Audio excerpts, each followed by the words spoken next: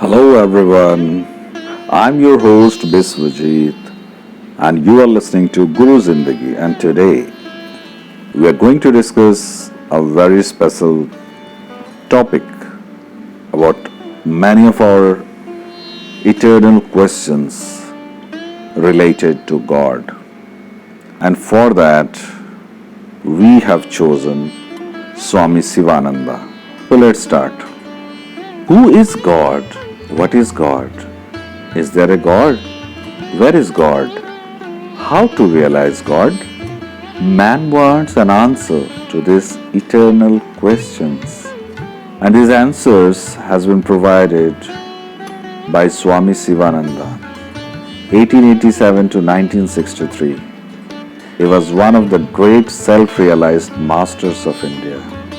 In his life, he pursued two careers, that of a successful physician and that of a yogi and sage. Swami Sivananda said, certainly there is God. God exists. God is beyond human imagination. But He is a living reality. He is the only reality. God is your creator, savior, and redeemer. He is all pervading. He dwells in your heart. He dwells in your heart. God dwells in all beings as life and consciousness. Just as one thread penetrates all the flowers in the garland, so also oneself penetrates all these living beings. He is always near you. He is nearer to you than you are to yourself. He loves you. He can communicate with you. You cannot find God by the intellect, but you can find Him by feeling, meditation, experience, and realization. The existence of God cannot be proved by scientific experimentation.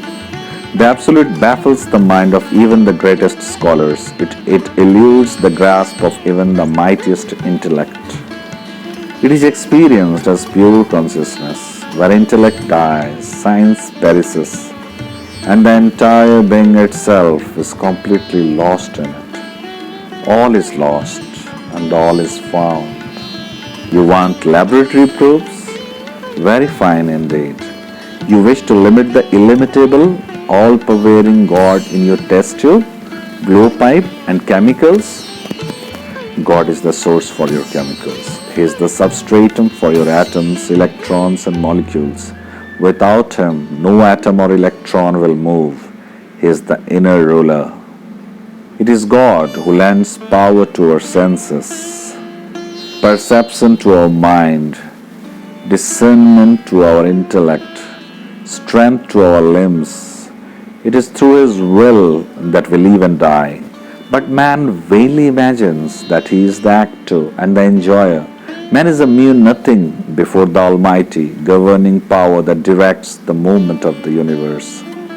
God's will expresses itself everywhere as law.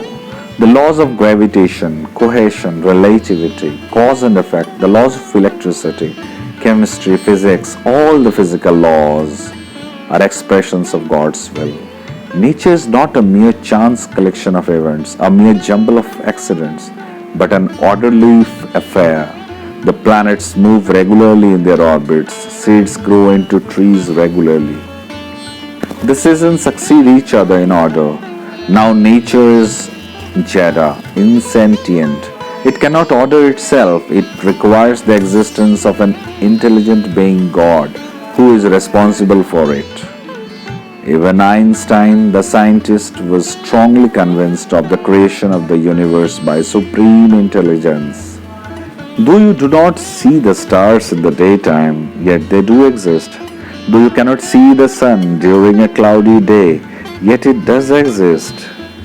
Swami Sivananda said, even so, though you cannot see God with these physical eyes, yet He does exist. If you get the divine eyes or the eye of intuition by the practice of meditation, you will behold Him. God is self-proved. He does not want any proof, because He is the basis for the act or process of proving. Behind all names and forms is the one nameless, formless essence. Behind all sounds, there is the soundless supreme silence. Behind all these perishable objects is the one imperishable absolute. Behind time, minutes, and days is the one timeless eternity. Behind hatred, rights, and wars is the one hidden love. God is the totality of all that exists, both animate and inanimate, sentient and insentient. He is free from ills and limitations. He is omnipotent, omniscient, and omnipresent. He has no beginning, middle, or end. He is the indweller in all beings. He controls from within. God is ever living. All depend on Him. He is not depending on any. He is the truth. God is the end or goal of all yoga sadhanas. He is the center towards which all things strive. He is the highest purpose or highest good of the world. You have the urge of hunger, there is food to appease the hunger. You have the urge of thirst, there is water to quench the thirst. There is the urge to be always happy, there must be something to satisfy this urge. This something is God, an embodiment of happiness, God immortality, freedom, perfection, peace, bliss, love are synonymous terms. Modern civilization has enslaved people to such an extent that they are incapable of any original expression, thought, or deed. They do not care to think of their routine actions, how their activities progress, what they are running after, or what goal they are marching towards. Inventions, innovations, and contrivances have eased man from their labor and human skill. The conservation of energy in this direction has only created laziness in them. More sensual desires and perceptions have begun to sway them. Lost in the ever-pouring luxuries of life, the true mission is once for all forgotten. People do not think where from their daily requirements come, who the unfailing and non-stopping supplier is, where his abode rests, how to have his vision, what to request of him. No amount of study and research in physical geography, vegetable kingdom, various industrial technologies, physiology and other sciences will solve these problems, nor even give a clue to the solution. This scientific knowledge is subject to various hypotheses, axioms and data, which are by themselves under controversies. The knowledge will no way aid one to arrive at the source. The source is really beyond all these conceptions. Its abode cannot be located by running the finger over a colored map. The dweller and his abode can be seen only through the inner eye, and right understanding, concentration, meditation, and sublime thoughts are the pathways to this abode. It is quite common for people to complain that when they begin to think upon God, their mind wanders here and there and their thoughts become engaged with mundane affairs. This is due to lack of training and want of definite willpower. True, it is very difficult, extremely difficult to fix the mind at first instance upon God. An entirely different, superior and higher stratum of mind is needed for this practice. This has to be well developed. The mind is full of lust. It is always restless. It traverses through all spheres, good or bad. It has to be wound up by the triple cord of devotion, concentration and meditation. It must always be kept under control. Try to get alone for a few minutes every day. If you cannot afford this, utilize every scrap of leisure you presume to enjoy.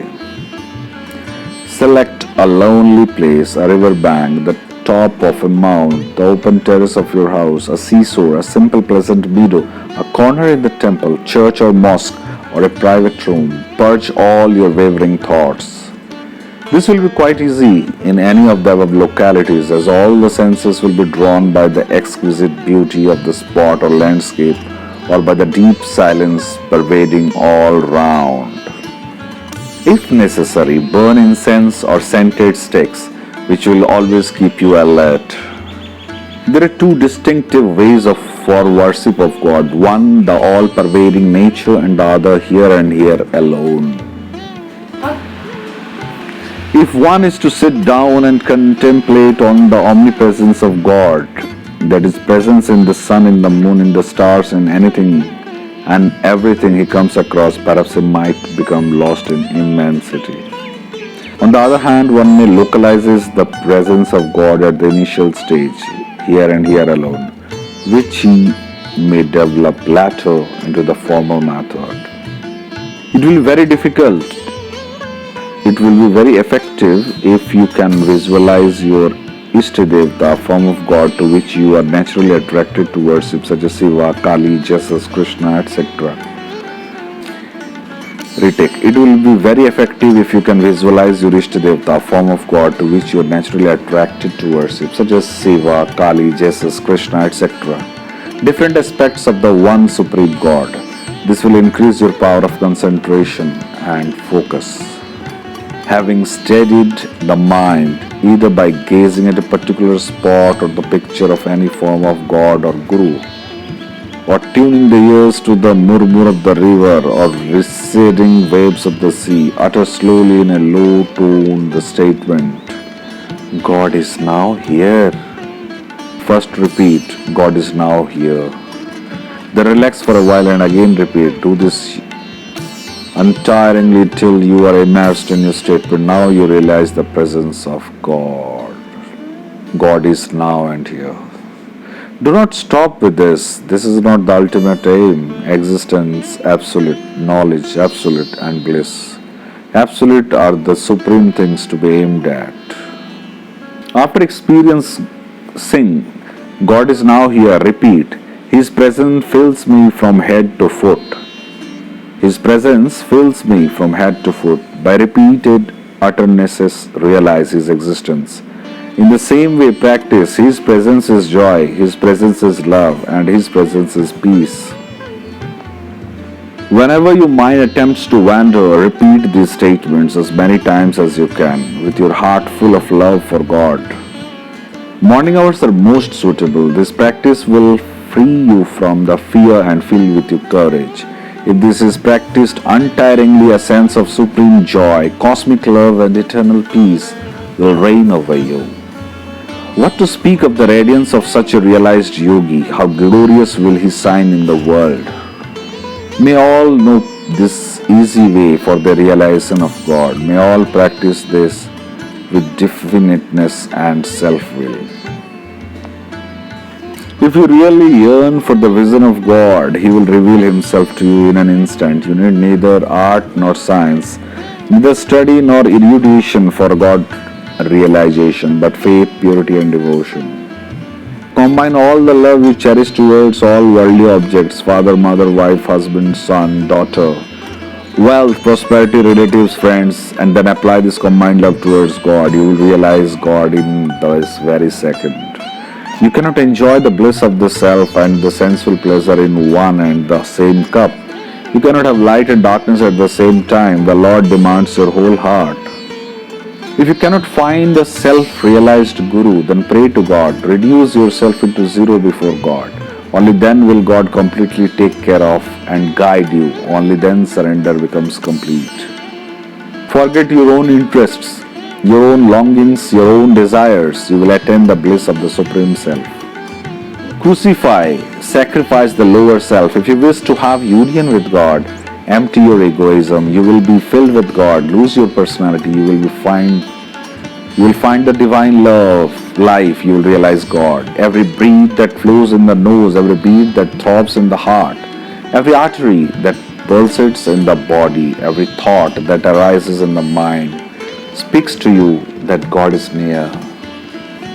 God is in you and you are in Him. He is nearer to you than you are to yourself. You were thinking in the beginning that he could be found only in the Mount Kailas temple, church, mosque, sky or heaven. You had very vague ideas. This body is his moving temple. The sanctorum is the chamber of your own heart. Close your eyes, withdraw your indriyas, five senses, from the sensual objects.